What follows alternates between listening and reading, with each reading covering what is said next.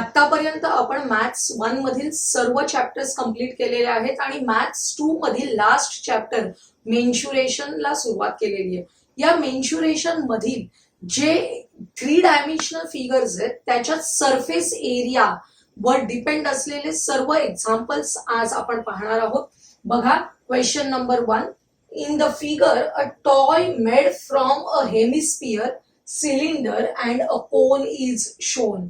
एकच टॉय आहे ज्याच्यामध्ये 3 आकार वापरलेले आहेत. हा पहिला आहे हेमिस्फियर, दुसरा आहे सिलेंडर आणि हा तिसरा आहे कोन. लक्षात येते, असे 3 आकार वापरलेले आहेत. Find the total area of the toy. Total area of the toy आपल्याला काढायचंय. त्याच्यासाठी दिलेल्या गोष्टी आपण आकृतीमध्ये बघूया.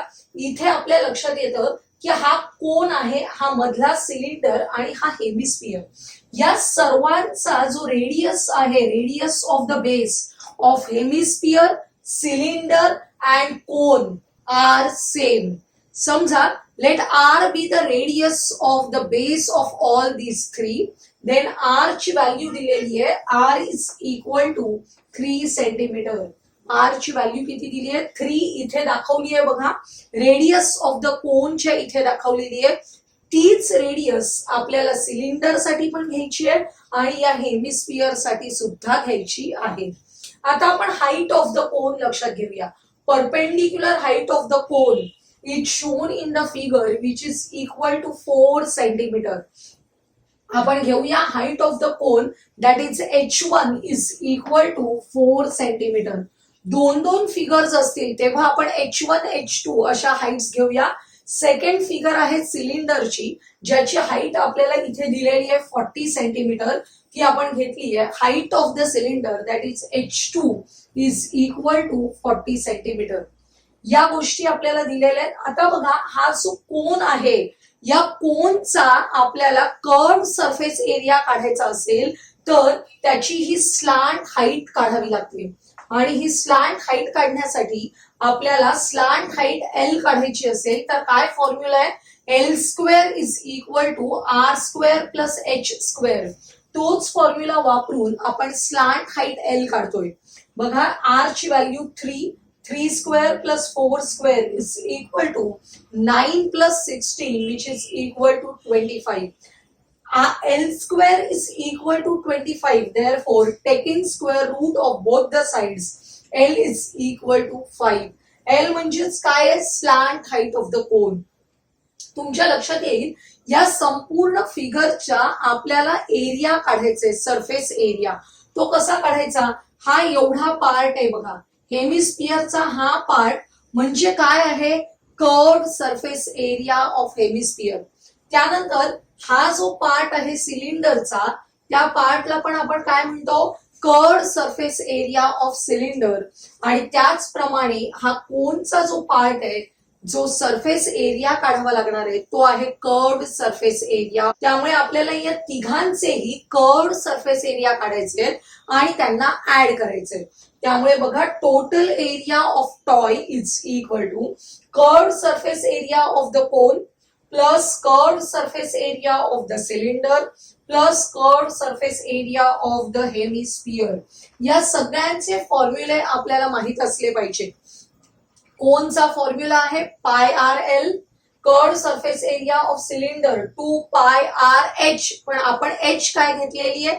हाईट h2, त्यामुळे h2 लिहायची आहे. त्यानंतर हेमिस्फियरचा सरफेस एरिया आहे कर्व्ड 2 पाय आर स्क्वेअर. आता याच्यासाठी जे तिन्ही टर्म्स मध्ये कॉमन आहे ते आपण कॉमन काढूया. काय कॉमन आहे बघा? पाय आर कॉमन आहे, त्यामुळे पाय आर कॉमन काढायचे. लक्षात घ्या, या पाय आर स्क्वेअर मध्ये एक आर लपलेला आहे. पाय आर स्क्वेअर मध्ये आर स्क्वेअर म्हणजे काय? R into R. त्यातला पाय आर आपण कॉमन काढतोय. इथे पाय आर आणि इथला आपण पाय आर. हा पाय आर कॉमन काढला की ब्रॅकेट मध्ये एल, इकडे राहतील 2 इंटू h2 प्लस इथे 2 इंटू आर. आपल्याला पाय ची व्हॅल्यू सबस्टिट्यूट नाही केली तरी चालणार आहे. आर ची व्हॅल्यू आहे 3. एल आपण काढलाय बघा, एल म्हणजे slant height which is equal to 5 plus 2 into h2. h2 ची व्हॅल्यू आहे 40. Plus 2 into R radius of the base 3. Calculation करायचंय आपल्याला. 5 तसेच ठेवले. 2 इंटू 40 80 प्लस 2 इंटू 3 6. या ब्रॅकेट मधल्या सर्वांची ऍडिशन येते 91. आता 91 इंटू 3 करायचे 273 आणि हा पाय आहे तसाच लिहायचे. सरफेस एरिया असेल आणि आपल्याला सगळ्या गोष्टी सेंटीमीटर मध्ये दिल्या असतील तेव्हा आपल्याला युनिट लिहायचंय सेंटीमीटर स्क्वेअर. म्हणजेच आपल्याला total area of the toy is काय आहे 273 पाय सेंटीमीटर स्क्वेअर. अतिशय सोपं एक्झाम्पल आहे. एवढंच लक्षात घ्यायचंय की या सगळ्यांचा बेस जो आहे तो सारख्याच रेडियसचा आहे. Radius is equal to 3 centimetre आणि सगळ्यांचा कर्व्ह सरफेस एरिया आपल्याला ऍड करायचंय की ज्यामुळे आपल्याला total area of the toy मिळणार आहे. नेक्स्ट क्वेश्चन बघा. एक फिगर दिलेली आहे. आपण डिस्क्रिप्शन वाचूया. The figure shows a toy. Its lower part is a hemisphere. आपल्याला दिसतोय lower part is a hemisphere and the upper part is a cone. Find the surface area of the toy.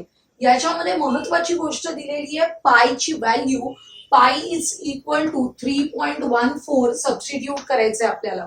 मगाच्या सारखंच example आहे. मगाच्या figure मध्ये 3 dimensional figures होत्या. याच्यामध्ये 2च आहेत फक्त आणि आपल्याला सेम सरफेस एरिया काउंट करायचंय. स्टेप्स त्याच आहेत तरी पण आपण परत एकदा बघणार आहोत कारण पायची व्हॅल्यू आपल्याला दिलेली आहे. बघा. Let the radius of the base of the cone and hemisphere be R. आणि आर आपल्याला दिलेला आहे. बघा रेडियस ऑफ द बेस किती आहे 3 सेंटीमीटर. त्यामुळे r is equal to 3 centimetre for hemisphere as well as cone. दोघांसाठी सुद्धा रेडियसची व्हॅल्यू सेमच आहे which is equal to 3 centimetre. आणि आता कोन साठी for cone h is equal to 4 centimetre. Cone साठी परपेंडिक्युलर हाईट आहे. ती परपेंडिक्युलर हाईट किती आहे 4 सेंटीमीटर. आपल्याला curve surface area of cone काढायचा असेल तर स्लॅंट हाईट काढावी लागते. ती स्लॅंट हाईट एल काढायची आपल्याला. त्यामुळे फॉर्म्युला यूज करायचा L square is equal to R square plus H square. 3 square plus 4 square 9 plus 16 25. L is equal to 5. Same example आहे त्यामुळे एल ची व्हॅल्यू लगेच आपल्याला काढता येते. Surface area of toy 2 parts आहेत हेमिस्फियर अँड कोन. दोघांचा पण कर्व्ह सरफेस एरियाच लक्षात घ्यायचंय. याचा पण हा कर्व्ह सरफेस एरिया आणि कोनचा सुद्धा कर्व्ह सरफेस एरिया. त्यामुळे curve surface area of the hemisphere plus curve surface area of the cone. Formula आहे पाय L plus 2 pi R square. याच्यामध्ये पाय आर कॉमन काढायचे आपल्याला. पाय आर कॉमन काढला की हा एल प्लस 2 इंटू यातला एक आर आतमध्ये राहील. आता बघा व्हॅल्यू सबस्टिट्यूट करा. पायची व्हॅल्यू आता दिलेली आहे. नेहमी लक्षात ठेवायचं पायची व्हॅल्यू दिली असेल ती घ्यावी लागेल आपल्याला. 3.14 मल्टिप्लाइड बाय आर ची value 3. L is equal to 5 plus 2 into L R. R ची व्हॅल्यू किती आहे 3. कॅल्क्युलेशन करूया आपण. इथे 5 प्लस 2 इंटू 3 किती झाले 6. 6 प्लस 5 11. 11 इंटू 3 33. त्यामुळे 3 plus 3.14 multiplied by 33 is equal to multiplication करायचे एवढे येणार आहे. आणि सरफेस एरिया म्हटलं की त्याला युनिट लिहायचंय सेंटीमीटर स्क्वेअर. 103.62 centimetre square. म्हणजे surface area of the toy is 103.62 centimetre square. अतिशय सोपं एक्झाम्पल आहे. लक्षात घ्या परीक्षेला असे एक्झाम्पल्स 3 मार्कांसाठी बऱ्याचदा विचारले जातात. हा जो फर्स्ट पार्ट आहे तो 1 मार्काचा आहे आणि उरलेल्या एक्झाम्पल साठी 2 मार्क तुम्हाला दिलेले असतात. Next example. The diameter and the length of a roller is. Roller तुम्ही बघितला असेल आपल्या क्रिकेटच्या ग्राउंडवर असतो बघा. अशा प्रकारचा हा रोलर असतो. त्याला हे ढकलण्यासाठी असतं आणि त्या रोलरने ग्राउंड आपलं काय केलं जातं, सपाट केलं जातं. लेवलिंग ऑफ द ग्राउंड करण्यासाठी हा रोलर असतो. लक्षात येते, या रोलरचा हा हँडल आहे आणि हा रोलर आहे जो जमिनीवर काय करतोय, ग्राउंड लेवलिंगचं काम करतोय. असा हा जो रोलर आहे त्याचं डायमीटर दिलेलं आहे. डायमीटर आहे 120 आणि लेंथ ऑफ द रोलर काय आहे, 84 सेंटीमीटर. बघा, the diameter of the roller is 120 centimetre, therefore its radius R is equal to 120 upon 2 which is equal to 60 centimetre.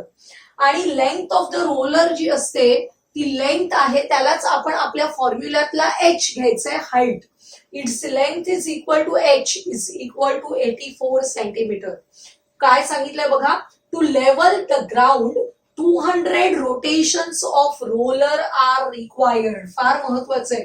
पूर्ण ग्राउंड जर आपल्याला लेवल करायचं असेल तर 200 रोटेशन्स रिक्वायर्ड आहेत.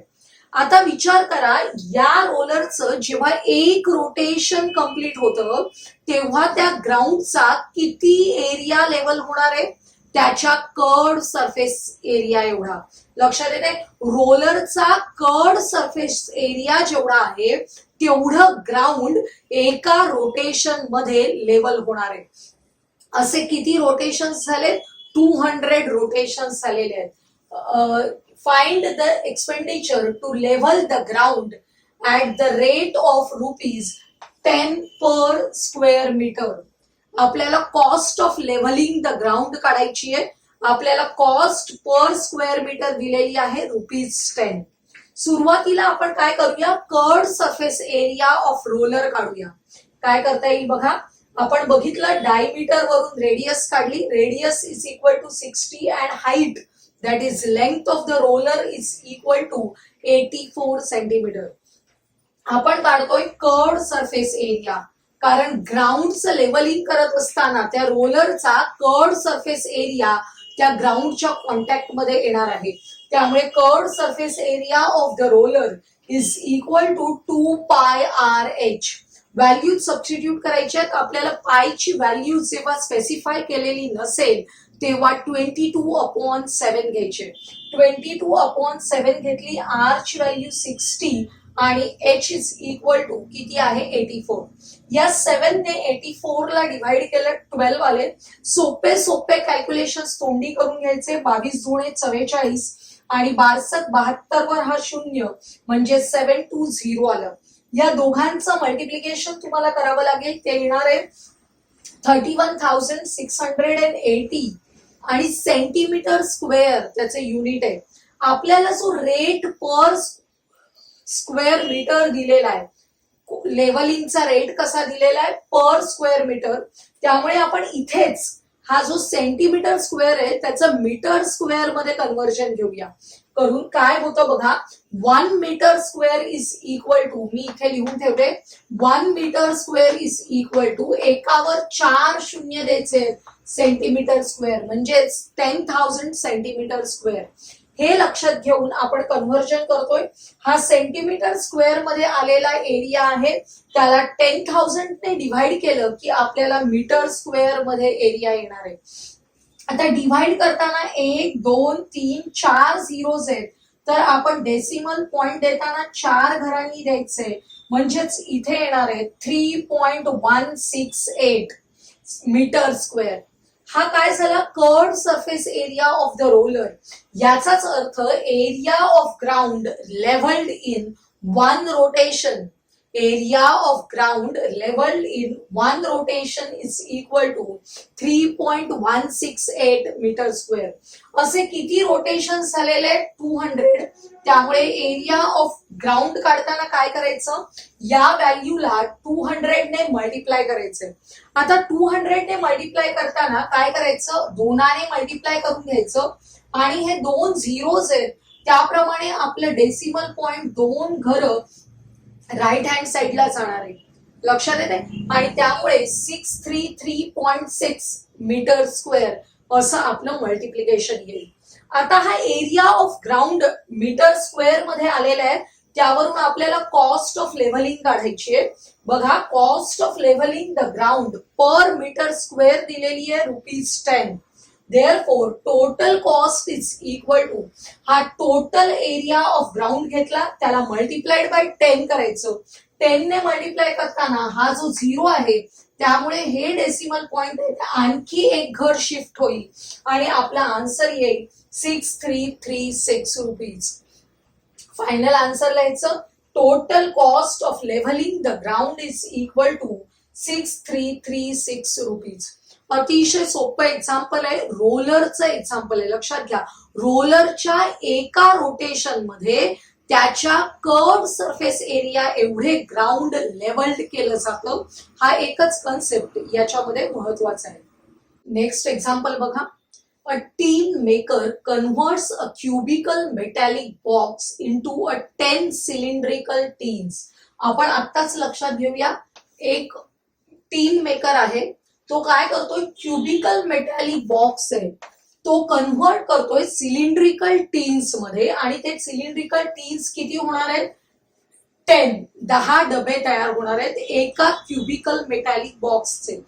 बघा, side of the cube is 50 centimetre and radius of the cylinder is 7 centimetre. Find the height of each cylinder so made if the wastage of 12% is incurred in each process. बघा, आपण एक cubical आकाराचा metallic हे आहे box, त्याचा जो पत्रा आहे तो वापरणार आहोत सिलेंड्रिकल टीन तयार करायला. तर आपण जेव्हा कटिंग्स करतो त्यावेळी काही वेस्टेज होतं, कोपरे वाया जातात, थोडीशी मेटल वेस्ट होतं. ते किती मेटल वेस्ट झालेलं आहे, 12% मेटल वेस्ट होणार आहे. म्हणजे 10 सिलेंड्रिकल टीन्स बनवण्यासाठी प्रत्यक्षात किती मेटल वापरलं जाणार आहे, 100 - 12 दॅट इज 88% मेटल यूज केलं जाणार आहे. हे लक्षात घेऊन आपल्याला काय काढायचंय, हाईट ऑफ द सिलेंडर शोधायचे. बघा, फॉर क्यूब कसा असतो तुम्हाला माहिती आहे. क्यूब जो आहे तो आपण खेळण्यासाठी जो 6 फेस असलेला क्यूब असतो तसा हा क्युबिकल बॉक्स आहे.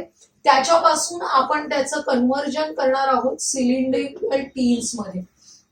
ते छोटे सिलेंड्रिकल टीन्स आहेत, इथे मी तुम्हाला दिसावं म्हणून मोठा काढलेला आहे. तर हा जो क्युबिकल मेटॅलिक बॉक्स आहे त्याला 6 फेसेस आहेत आणि प्रत्येक फेस स्क्वेअर आहे. त्यामुळे total surface area of the box is equal to 6L². L ची व्हॅल्यू आहे 50 सेंटीमीटर. त्यामुळे टोटल सरफेस एरिया येणार आहे 6L² इज इक्वल टू 6 × 50². या 50² आपल्याला करायचंय 2500.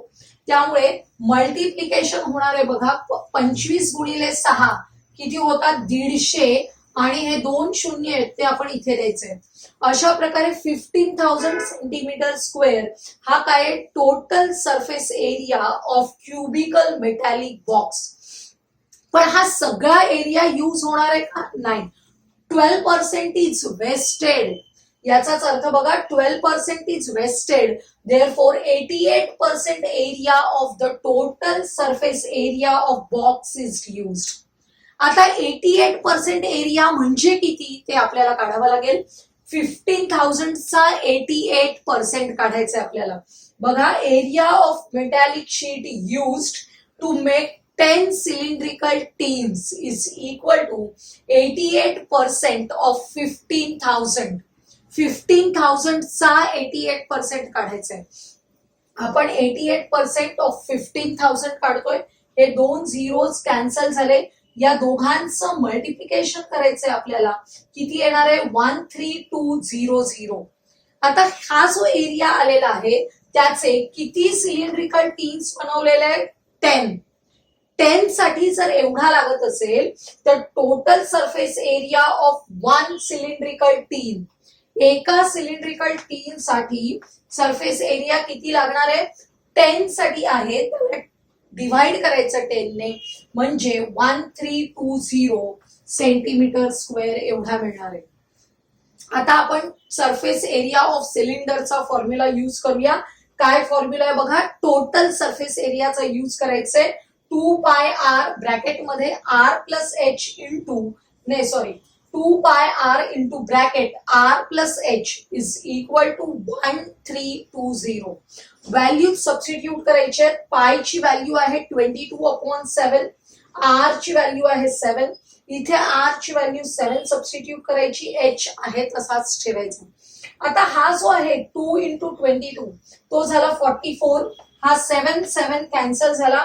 ब्रॅकेट मध्ये आहेत 7 plus H is equal to 1320. हा जो 44 आहे तो मल्टिप्लाइड बाय आहे या बॉक्सला, तो अपोजिट साइडला गेला की डिवायडेड बाय होईल. इथे मी हे करते, बाउंड्री करते. आपलं पुढचं आपण इथे लिहिलेलं आहे 7 plus H is equal to 1320 divided by 44 is equal to 30. बरोबर आहे, 30 आन्सर येणार आहे, कारण 44 त्रिक 132 आणि हा 0, त्यामुळे 30 आले. 7 plus H is equal to 30, that is H is equal to 30 minus 7, 23 centimetre.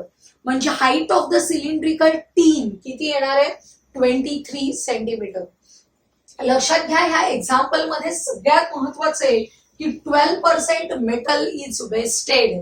याचाच अर्थ 88% of total surface area of metallic box is used to make 10 cylindrical tins. आणि 88% म्हणजे किती आपण काढलं, त्याच्यावरून एका टीन साठी लागणारा एरिया काढला आणि सबस्टिट्यूशन करून व्हॅल्यू ऑफ एच मिळाली 23 सेंटीमीटर. लक्षात घ्या, आजच्या या व्हिडिओमध्ये आपण सर्व सरफेस एरियावर बेस असलेले एक्झाम्पल्स पाहिले. आजचा हा व्हिडिओ तुम्हाला आवडला असेल तर लाईक करा, तुमच्या मित्रमैत्रिणींना शेअर करा आणि पुढील महत्त्वाचे व्हिडिओज पाहण्यासाठी आपल्या चॅनलला सबस्क्राईब करायला विसरू नका.